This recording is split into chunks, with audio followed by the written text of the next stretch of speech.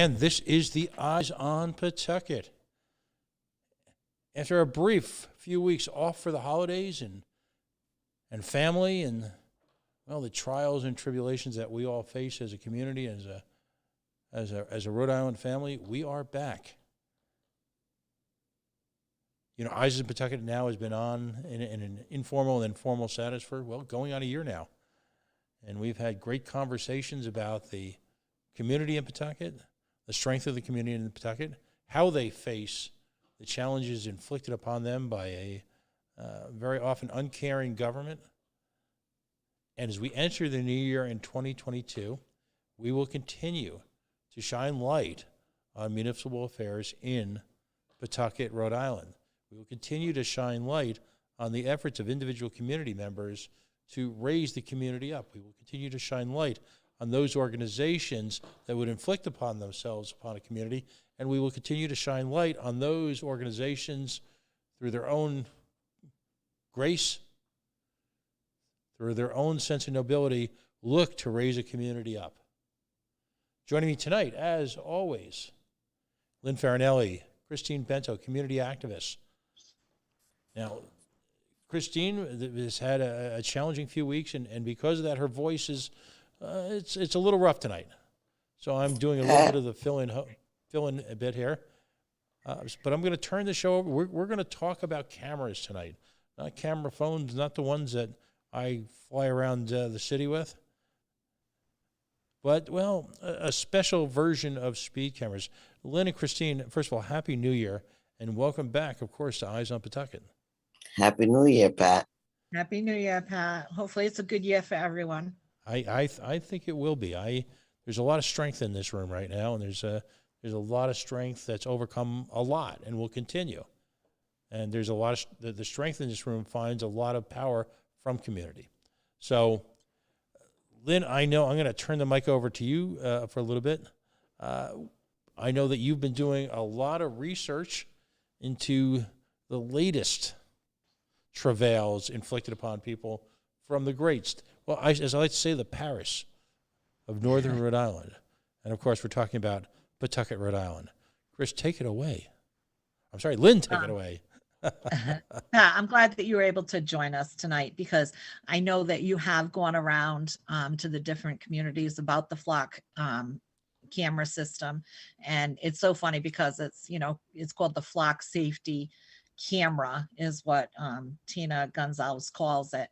Now, Tina Gonzalez being the chief and public safety director in Pawtucket, she has been updating our council with what's been going on with it, with the flock safety camera system. And they had a 60-day trial. And I know she's really pushing hard for this camera system. She really wants it. And in doing so, I actually asked for everything that had to do with any arrests or anything that had to do with in connection with these flock cameras. So what I did was Tina had written an email to the council saying that they had, and I just pulled it up on my screen here. I'm just trying to find it. So they actually recovered 8 stolen autos, which resulted, this is an email that she had sent to the council. And let me just tell you what the date was. It was December 15th. And at that time, she said that the cameras were now off because we had done the 60-day trial, and they had recovered 8 stolen autos, which resulted in 7 arrests.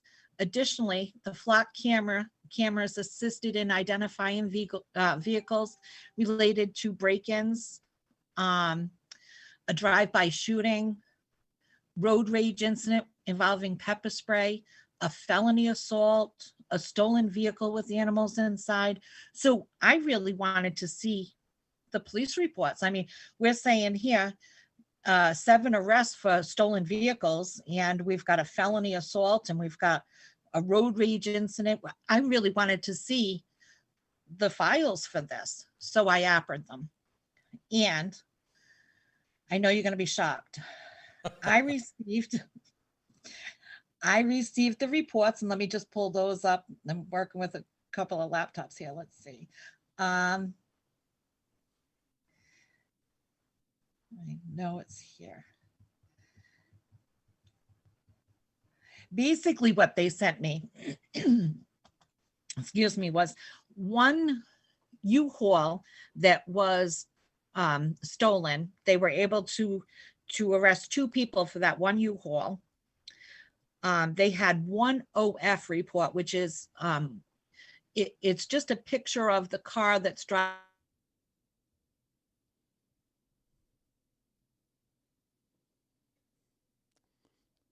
Oh, do we lose you there?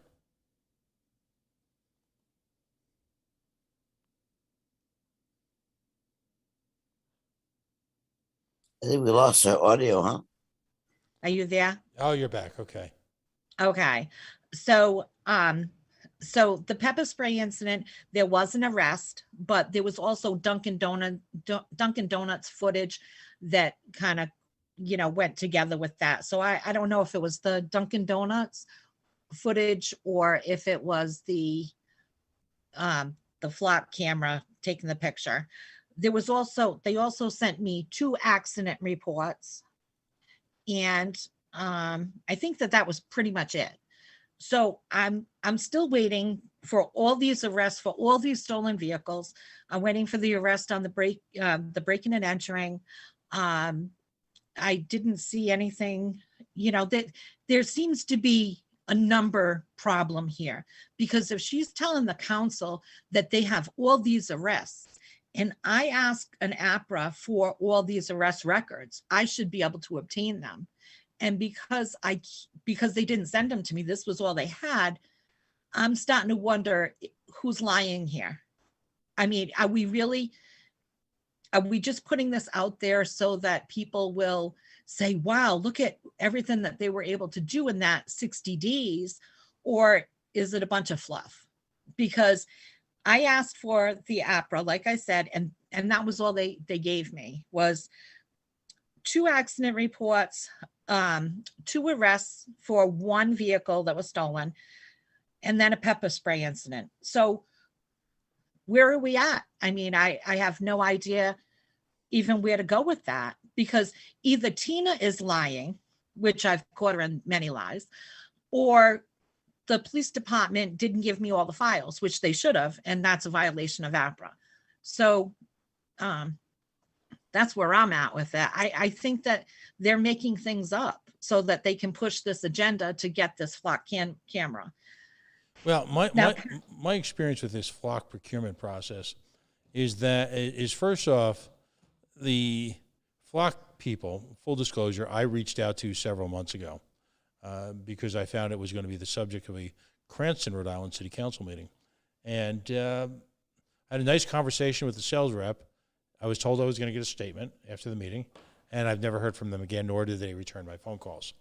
Their MO appears to be that they're doing the Tin Man thing, which is old school aluminum siding sales. You give someone in a neighborhood a real deal, and usually it's not a real deal, but a real deal on aluminum siding, in the hopes that everyone sees it and falls in and buys as well. And in this case, what it appears like in most municipalities, that they gave this 3-month trial period to 3 communities to start out with. Interestingly enough, they are the most troubled police communities in the state. I'm talking about Cranston, Pawtucket, and Woonsocket. And, and by giving it for the 3 months, they effectively work around, in most cases, the procurement regulations necessary. And listen, let's be blunt. I have never seen a police officer turn down any type of technical help, regardless of whether or not it's personally invasive, regardless of, anything. If it's going to help their crime statistics, they're going to take it. And if they can do it for free, they're going to take it. And, there's a lot of issues here. Now, in the case of Cranston, I do something I don't really do anymore because I'm in the media. I actually testified. And what was interesting first is the runaround they did on city councils. And they went through the police department and did not apply for or have a conversation with the respective city councils. It appears almost unanimously. And so why is that a problem? Well, city councils are like state legislatures. They hold the purse strings. They're the ones who determine spending. So if you're going to try something in a community or do something in a community, you need to work alongside with them. In the case of Cranston, the chief of police there literally said, and I was there, I was 5 feet away, and we have video on this, literally said, well, I don't work for you. I work for the mayor. And that's who I'm going to be accountable to. Sound familiar? Wow. So that was the first that's problem. telling. Right? So no respect for respective city councils, complete end around, and no accountability in terms of what happens with these cameras. Now, depending on who you talk to at Flock and when you talk to them and what the presentation is, what you're normally going to get is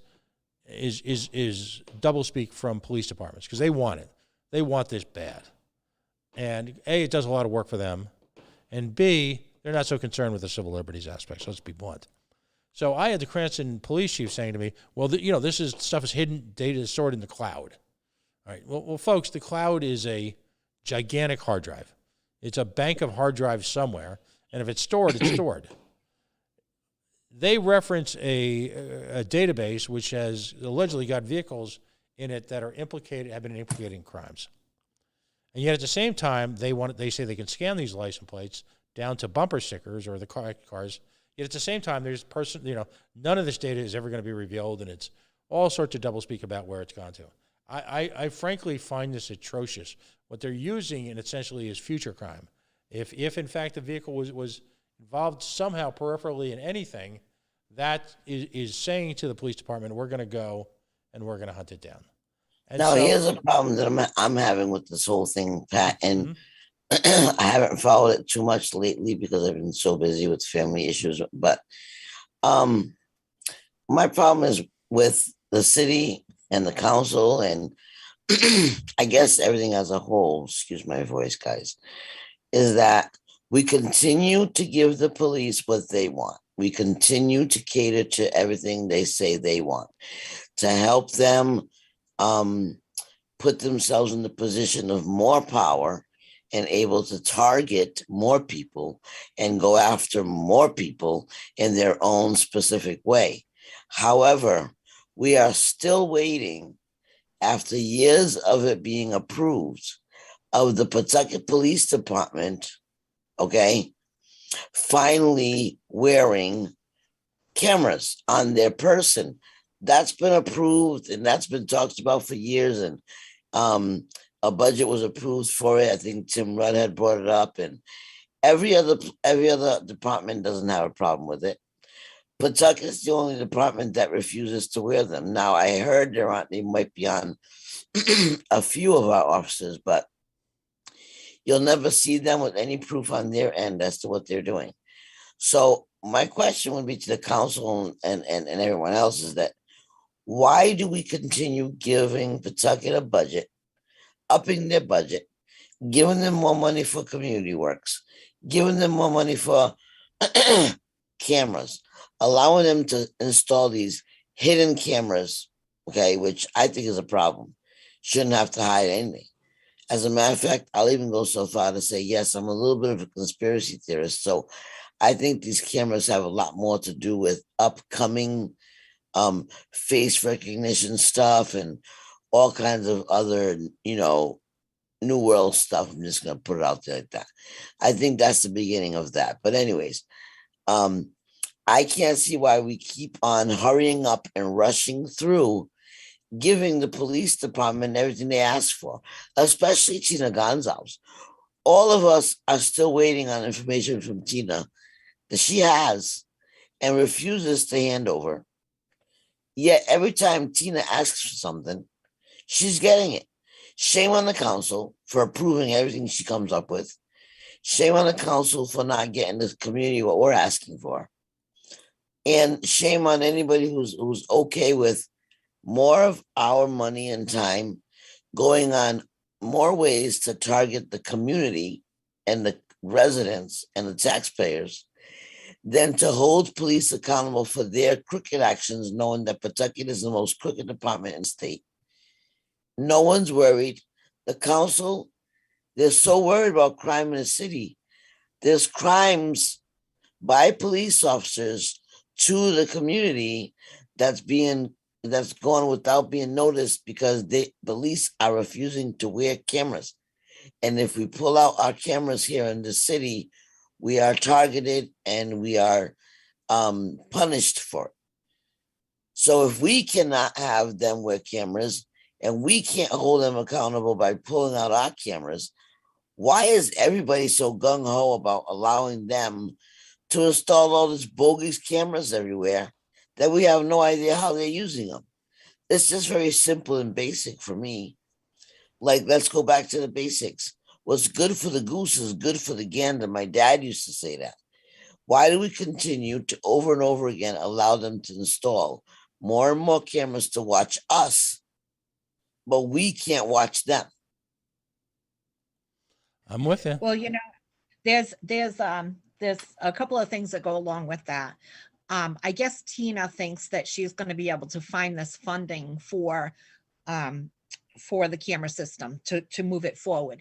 And she went as far as to say that to move forward with the flock cameras. Well, number one, we have a bidding system, and anything like this would go out for bid anyway. That's number one. So she never mentioned that. So she was just going to bypass that. The second thing is, we're not just paying for the cameras. We're taking our officers and we're now putting them in front of a computer to check these cameras. So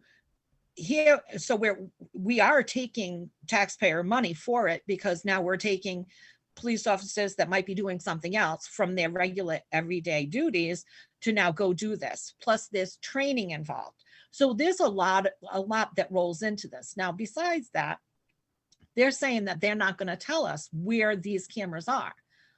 Well, if you APRA, anything to do with these flock cameras, this OF report that I got, I can basically figure out where this car is, because they say that they just take a picture of the plate. Let me tell you something. I have a picture that has the back end of the car, the side of the car, all the way to the driver. If I enlarge this, I can tell you how many people are in the car. Okay. But they're supposedly just taking a picture of the plate. And I can tell you everything that's on the sidewalk on the other side of the car. So they're not really just taking a picture of a license plate. They're taking a picture of, a good.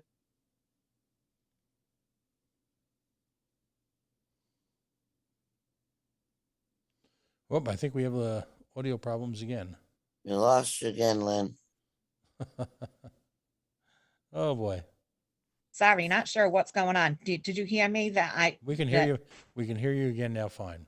Why don't you give us a little bit of recap where you were at? Yeah. So I can see a good portion of that car. I can see the sidewalk. So they're not just taking a picture of the plate. If I was walking down that sidewalk over there on this picture, they would have captured me as well. So they're not just, when they say they're just getting the license plate and maybe a bumper sticker, that's a lie.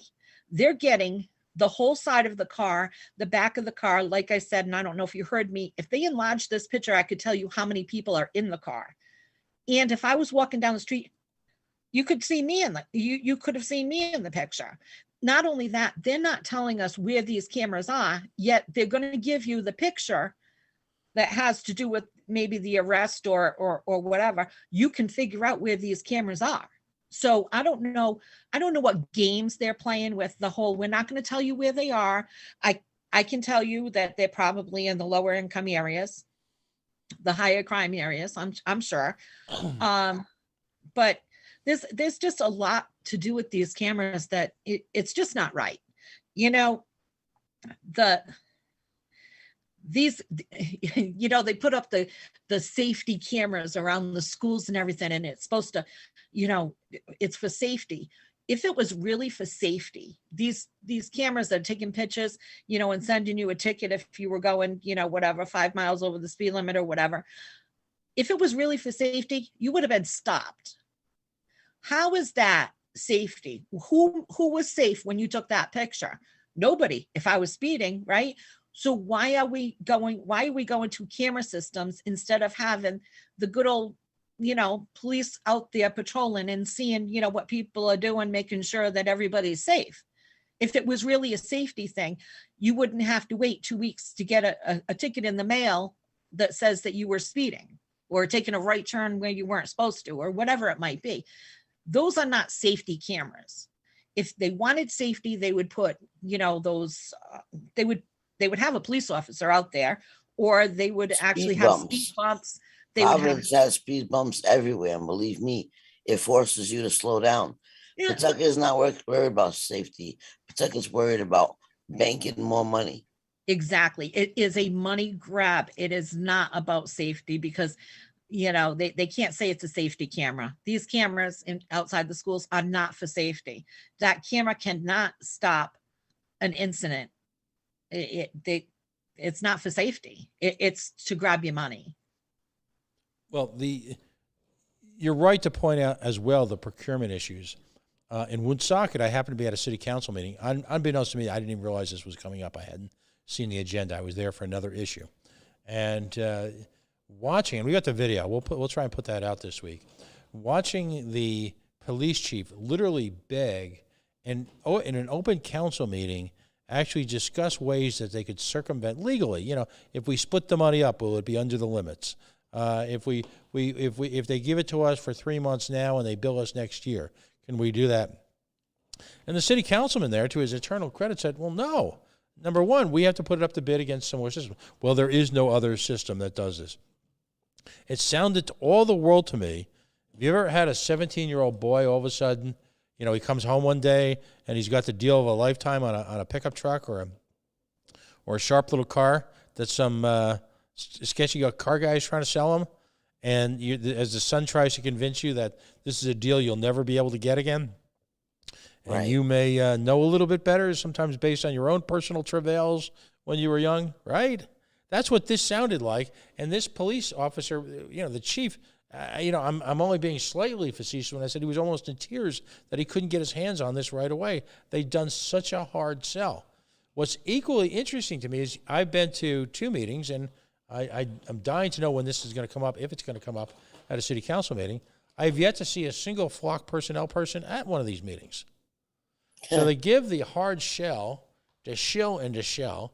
They put the grift on, the local grifters. And by the way, anyone knows this who's done a grift. The easiest people to grift are people in positions of authority, because you just play up to them that they're going to be heroes and they're going to be able to get the perps and blah, blah, blah, blah, blah. All right, so it's easy to put the grift on these folks. And, most of these folks are suckers for it. You just play up to their ego. Well, here's the council getting this letter from Tina saying that they got all these arrests and everything. And then when I asked for proof of it, I asked for the arrest reports. I got, she said that what did she say? That there was 7 arrests for stolen vehicles. I got 2 people for 1 vehicle. And then I got 1 arrest for a pepper spray incident. There was no other felony and all these other things. Where are those records? Because if they exist, and this camera system was actually able to do, all this work for them, then, maybe I'd say, well, she was telling the truth. They were able to catch all this, and, maybe I need to look at it a different way or something. But it's a bunch of BS. I'm sorry. She lied, or the department lied about how many arrests that they got. And even the records I got, they don't really, it's not clear that flock cameras help them in these situations at all. Right. Besides that, you can say all you want. Okay, well, we'll go out to bid. Okay, well, it's only flock cameras. We're going to put the money into it. But what about our police budget, our police department budget? What's going on with that? Because, you need the manpower. Now, that increases the police department's budget down the road, right? Because now, oh yeah, well, you said that we can have the cameras, but we need these police officers now to be trained in this. and they need to be trained, and now they need to sit in front of a computer and all this other stuff. Come on. I mean, you know,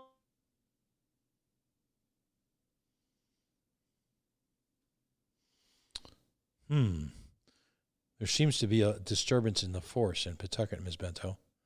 Yeah, I know, and it's just Lynn. Lynn, I don't get it at all. you keep getting muted. I don't know if Look outside. Do you see old box trucks with microwaves on the top driving around? You guys don't have one of those. Remember back in the 70s, all the rage was stealing cable? Remember that? Oh, yeah, You know yeah. what? I know. The thing Hypothetically, I knew people who did that. Oh This my has God. never happened. And you know what? The funny thing is, I think that it's kind of windy right here. So maybe it's the wind, but I don't know. I keep going out. I think it's Pawtucket police. Probably. It Not probably just 'cause is. it. Well, They they're heard I setting, was going to be on. they're setting up the cameras right outside your house right now as we speak. I think the key words are Tina is a liar. Whenever they hear that come out of my mouth, they mute me. Oh, Yeah, man. What'd you say? What'd you say? Probably right on point with that. What'd you say, Lynn? So where does it stand right now? What I mean, where is the process, as they say? Well, actually, Lynn, before you answer that, Pat, since you've been following this for a while, I have one quick question. I asked Lynn about it, but she didn't seem to know. Are these supposed to be hidden, and why? Can they actually do that if we're paying for them? Why can they hide them? I don't know that they're hidden. I think it's just they're not until we do our job, was to make sure that everybody in Pawtucket knows where they are and what they look like. And by the way, back in when the speed cameras came out and I wish I'd thought to have this because I would put this up on screen. I'll try and find this.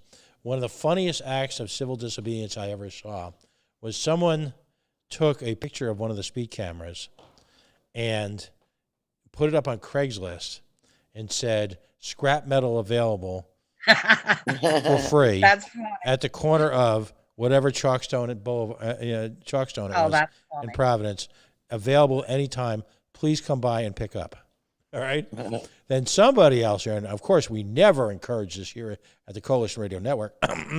A handful of people went out and spray painted the front of the cameras. Right. Right.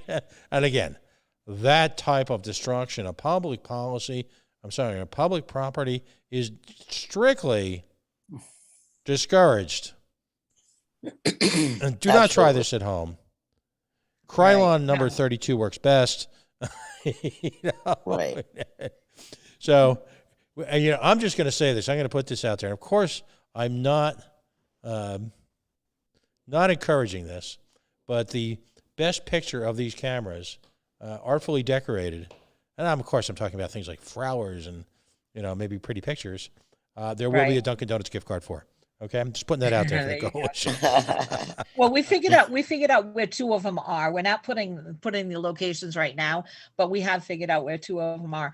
But it's only a matter of time. There's 17 or whatever in the city. They have not taken them down because I guess then to reinstall them will be more money. So where we stand right now with it is, yeah, of course, hey, they've already put them up, so why would we want to take them down, right?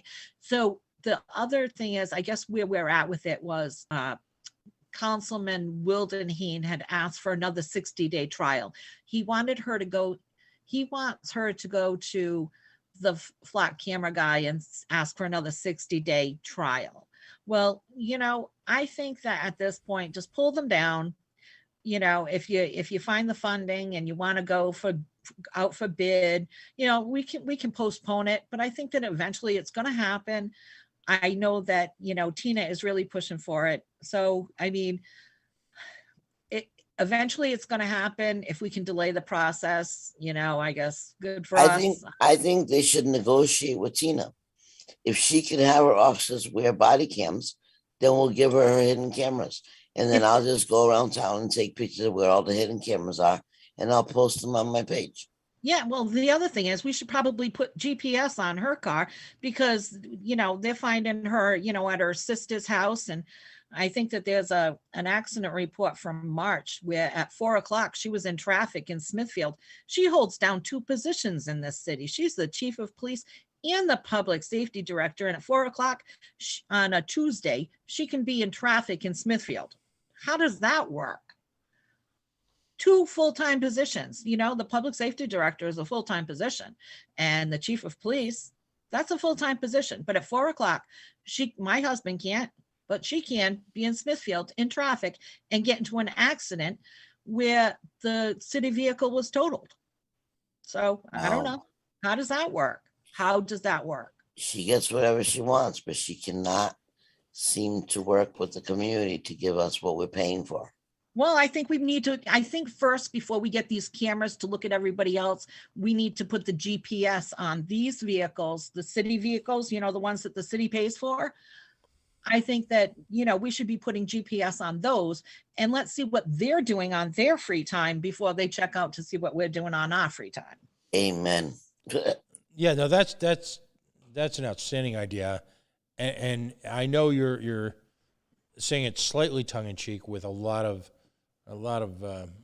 seriousness underlying, but the technology exists that those officers who are accorded a police car that can take it off premise should in fact have a GPS on them. That data should be recorded and there should be some accountability for where those police cars go and how they're used. You know, it should strictly be a get me home and get me to work kind of back to thing, as if, you know, and of course, if they're responding to an after hours emergency, that should be documented. But other than that, those cars should be just sitting in a person's private driveway. That is not their personal vehicle. Well, Pat, funny that you bring that up. I have a funny little story. There's this little newspaper, and I'm not going to mention the name of it, but when Mayor Grebius became the mayor, they decided they weren't going to give him the car. They were going to give him an SUV. And he felt that that was perfect for him, with having 2 children and a dog or 2 or whatever. And they actually posted that in the newspaper, that he was happy to get the bigger vehicle because, you know, he has a wife and 2 children and a dog or 2. Right. Okay.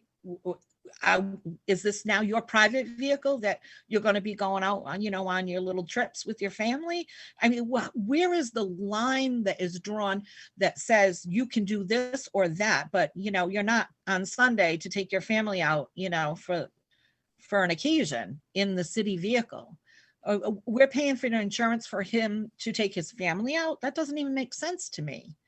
If you need the vehicle for work purposes, then use it for work purposes. I don't care how many dogs you have. I don't care how many kids you have.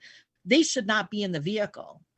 That's the way I look at it. But he was, you know, he was pretty forthcoming to a newspaper saying that he was glad to get the SUV because, you know, having a couple of kids and a dog, and it's a hard knock life. It really is. How about this? This one's a good one, and I'm not going to drag it out much longer, but the DPW position in Pawtucket, that's always been kind of like a little thorn in my side, because one day I went to a meeting and Tony Pyrus was there, and he was trying to push to get the amount of money for the DPW. He wanted to get that rate of pay higher because nobody was applying for the position. So he went to the council, told them, you know, we need to increase this because nobody is going to apply for this job because you're not paying enough. So they approved it. And with that, at the meeting, he says, I'm not going to post it because I'm going to give this job to my friend. Sounds about right. I have it on video. Yeah, send that to me. Send that to me after the show. Yeah. So yeah, absolutely. And you know me, Pat, I always, you know, make sure I have everything ready to go. But besides that, so now the man that used to be a councilman, he's Don's best friend, this David Clementi. He was the councilman for Fairlawn for a long time. And he moved to Florida. He was the purchasing agent for Pawtucket. He moved to Florida. I guess he's back because he just fell into the DPW position. in Pawtucket at $100 and something thousand a year. So he went from purchasing to now he's in charge of DPW. So he, he's a man of many talents. But anyway, I mean, I have nothing against the guy, but when I read the job description and everything and job duties, I figured, well, I would also get his resume to see if it kind of lines up. Does he have the qualifications? Because we're talking over $100,000. It's got to have some qualifications, right? So I asked for his resume, and I got an answer back that says the city of Pawtucket is not in possession of a resume for David Clementi. So he didn't even have how to convenient. He didn't even have to send a resume, Pat. What's that? I don't even know. I mean, really? Come on, the city doesn't even have a resume for this dude. Picky. And that's what it is. They pick their people, they get their people in, and you know what? Good for them, because you know what? Hey, you'd have to pay me $100,000 a year to be friends with Don Grebius. So, I mean, the guy is he's definitely working hard for that money, because that wouldn't happen. Not for me. You couldn't offer me enough money to be friends with that dude. But I mean, that's my personal opinion. Everybody has their own. I'm sure that there are people out there that actually like them, but not many these days. And when, it is what it is. But just to show, we're throwing money into, the DPW, like, oh, well, nobody's applying. Oh, okay. Now you increased it at the same meeting. You're giving the job to your friend. So you just sat there and put out there that you're not paying enough money for your friend, so I don't know. It's a lot of horse poo-poo, and I don't know what's it's kind of like what I was saying about the council, right?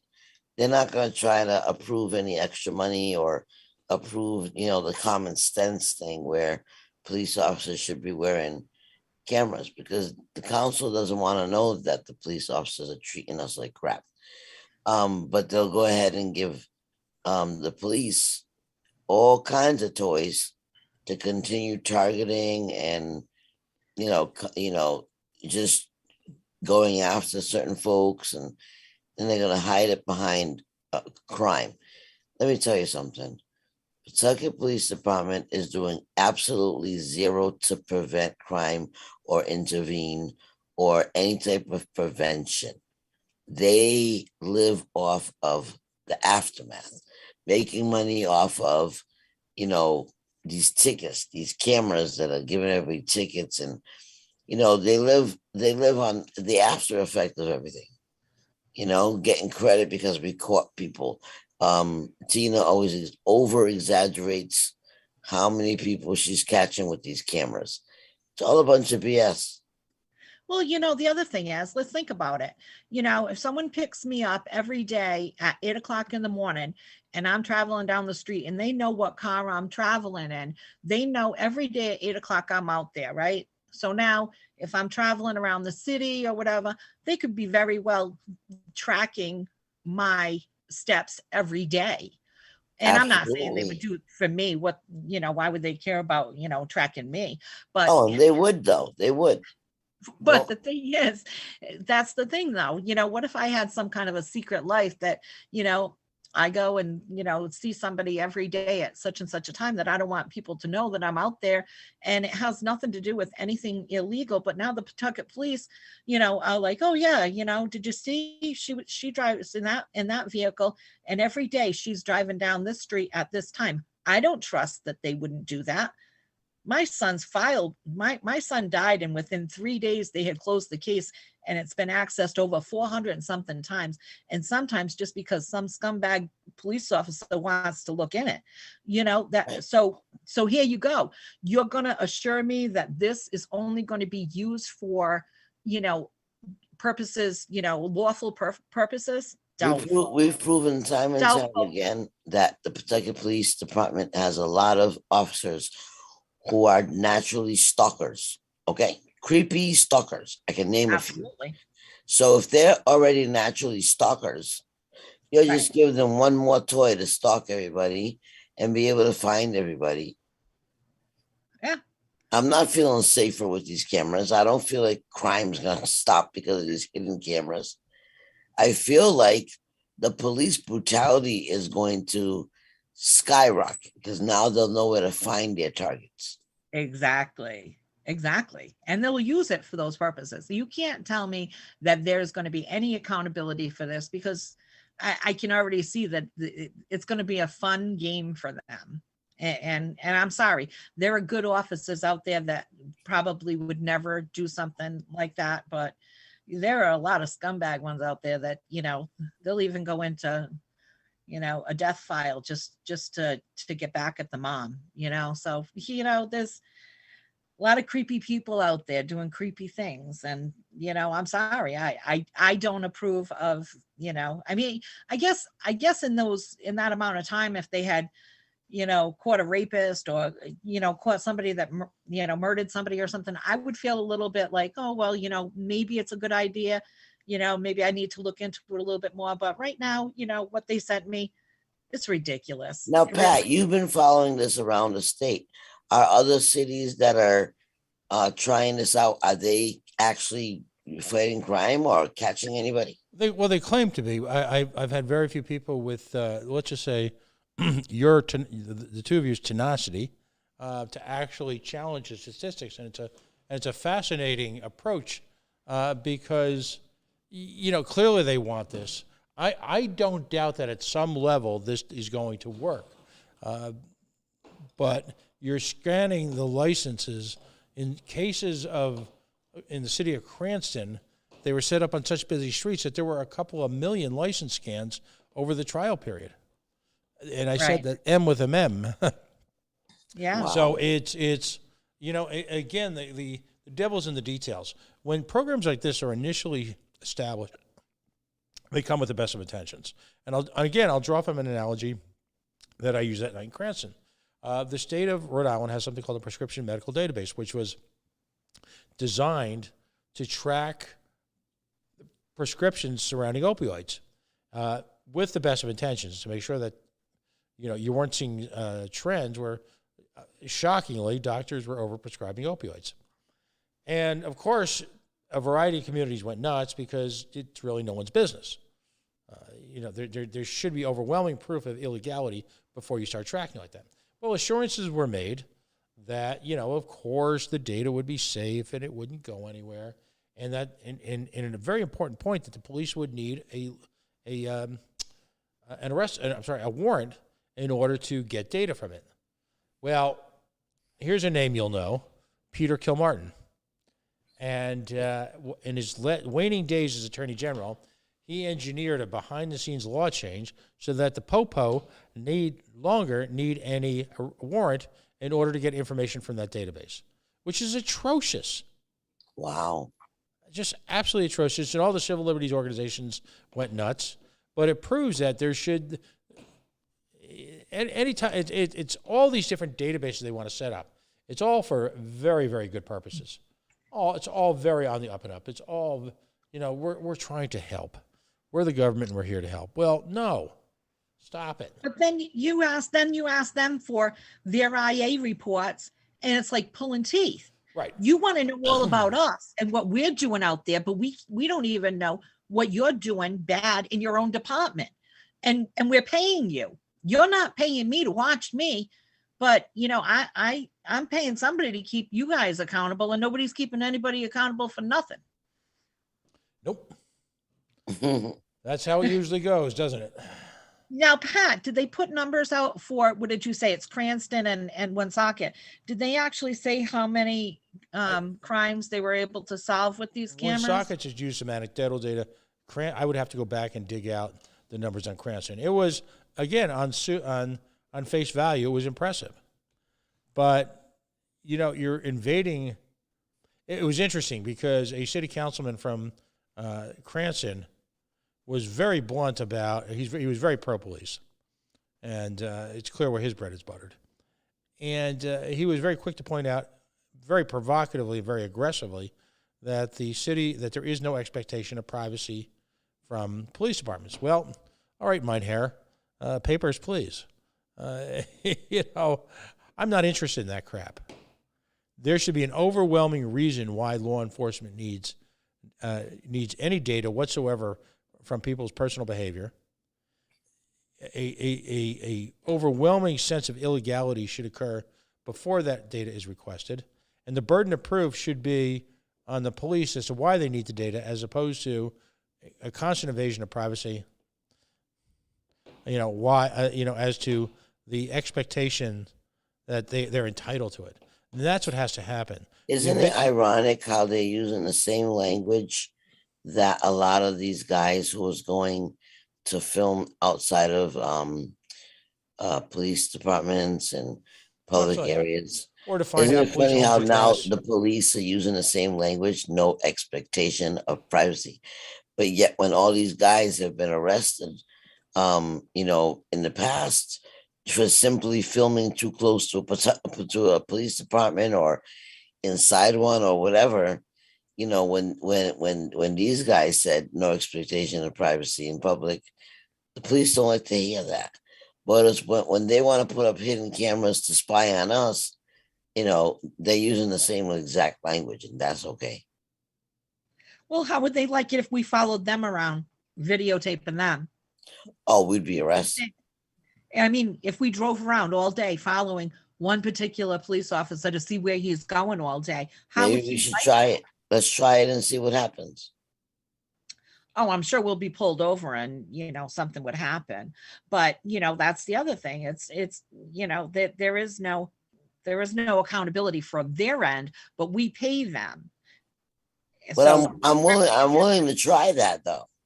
I'm willing to try that because I want to see how they feel being followed around like they've been following people around. And, I'm not doing anything with the footage. I just want to see where they go. I want to see where they have lunch. well, I'm look just at a Tina. curious Look at person. Tina. You're forgetting. Tina was upset that Maciel was out there videotaping her when she was at her sister's house. How dare he do something like that, right? And he followed her into Pawtucket, and he was videotaping her, and she called the police. She called her own guys to come and find out what his intentions were. Are you kidding me right now? So you're worried about other people knowing where you are, but you want to know where we are. Let's try to balance this out here, right? I'm telling you, it's either the chemtrails, the COV, or the VAXX that's bothering people. Something's definitely going on around here because there's no common sense going on. So it's got to be something. Pat, I have no problem appering if the flock camera systems are done in the. We lost you again. She Lynn. said the word flock. Maybe that's the key word. She said the word flock. Lynn, you're on timeout. You're in the corner, Lynn. Come back out of there. You're in the uncooperative chair. Oh my God. Why is this happening to me? So anyway, Pat, because it looks like I'm back on. Do you think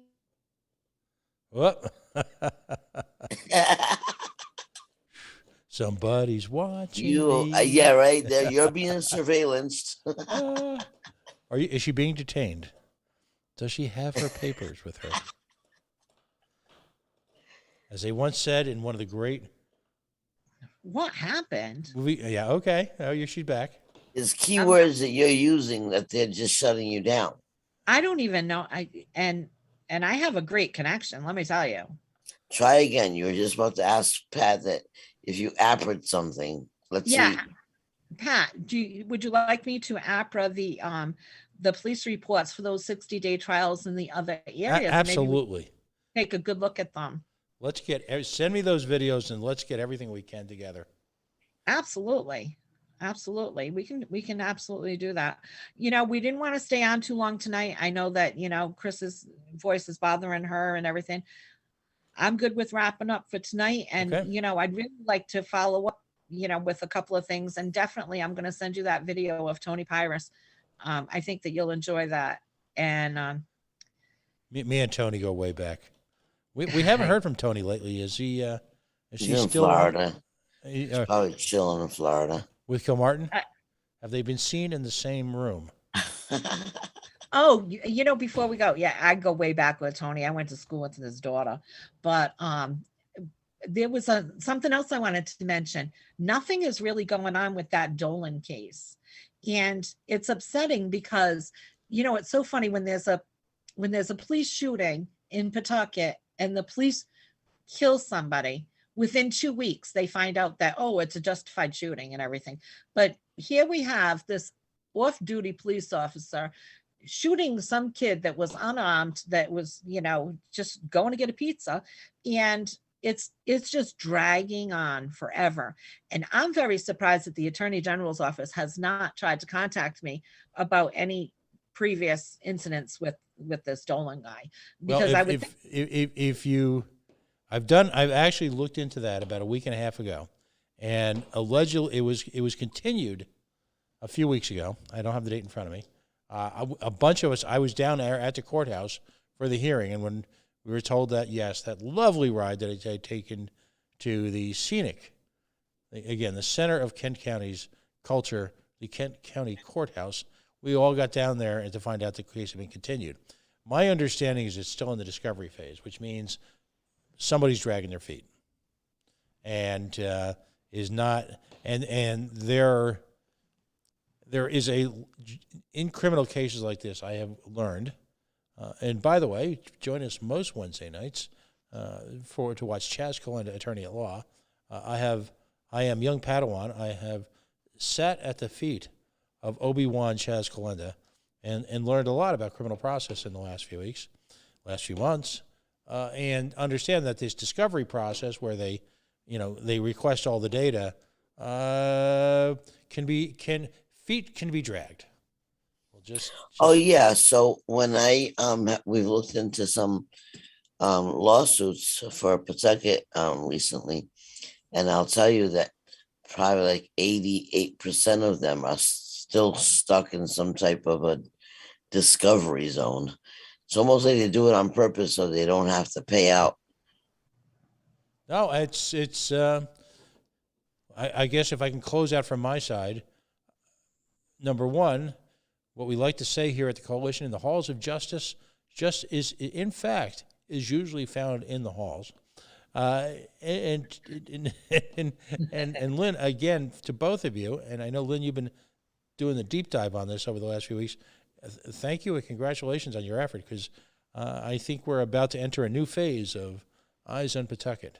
And this issue touches on a lot of the challenges that the Pawtucket law enforcement community continues to face as it tries desperately to retain its 1957 gangsta-style approach to, well, just about everything.